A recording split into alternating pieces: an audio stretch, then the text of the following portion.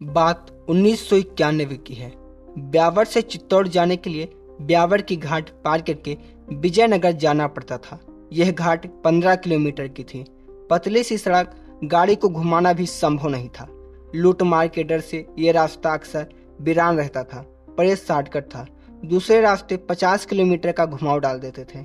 विक्रम मामा कुछ काम से ब्यावर आए हुए थे और 8 बज गए थे। शॉर्टकट लेने के अलावा कोई चारा नहीं था, नहीं तो घर पहुंचते पहुंचते 1 बज जाते। वैसे भी वो हिम्मती इंसान है, उन्होंने घाट का रास्ता पकड़ लिया।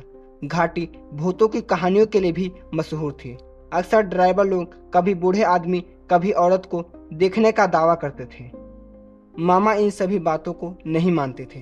वो कहते थे, जब अपनी आंख से देखूंगा तभी मानूंगा। मामा को भूत से ज्यादा इन सुनसान रास्ते में चोर डाकुओं का ज्यादा डर था। इस जगह के कुछ लोग ही डकैती किया करते थे और यहाँ की लोकल जनता को परेशान नहीं करते थे। इसी सोच में मामा ने भी तेज आवाज में अपनी जीप में गाने लगा दिए, ताकि कोई लुटेरा हो तो उसे लगे कि कोई लोकल निवासी है।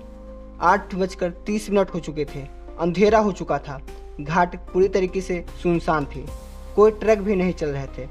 घाट के आसपास पहले बहुत गांव थे, पर 1972 की लड़ाई में पाकिस्तान ने काफी गोले बरसाए थे। फाइटर प्लेन के कुछ गोलों से यहाँ के 2-3 गांव बुरी तरीके से नष्ट हो गए थे। सैकड़ों लोग मारे गए थे, जिसमें बूढ़े और बच्चे भी थे। उन्हीं की कहानियां लोग सुनाते थे कि वो अब भूत बन गए हैं।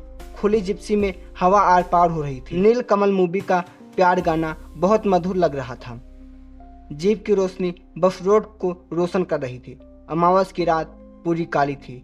तभी अचानक राजस्थानी कपड़े पहनी औरत जीप से कुछ दूरी पर सामने खड़ी दिखाई दी।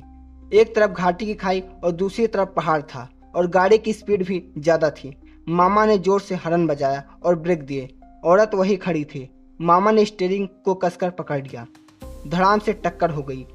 जीप औरत के ऊपर से निकल गई।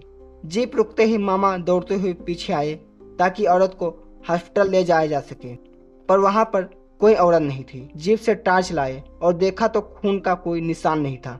घाट में ज्यादा रुकना ठीक नहीं, ये सोचकर वो रवाना हो गए। उनको समझ नहीं आ रहा था कि उनके साथ क्या हुआ।